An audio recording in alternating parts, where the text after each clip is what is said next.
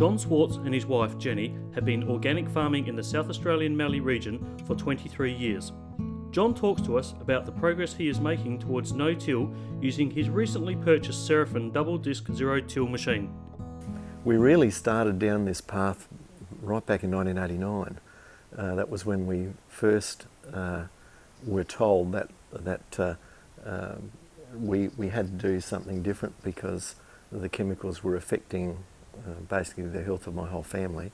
I guess our program's pretty different to conventional farmers these days because for the most part there's so many people going into no-till, whereas we are pretty much full cultivation.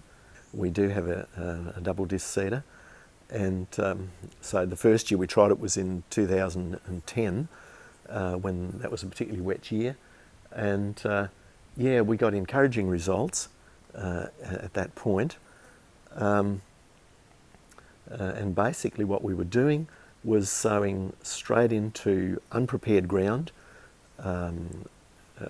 with all the weeds still there, not making any attempt to kill the weeds but simply sowing in amongst the weed. One of the main reasons why we headed down this path was to try and conserve the native grasses that we have coming up whenever we have a wet summer.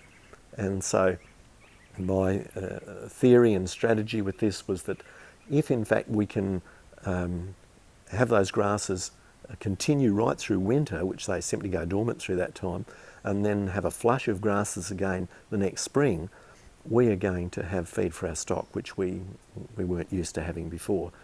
And yes, that side of it has certainly been very good because yes, the grasses have stayed on and they have really flourished the next year.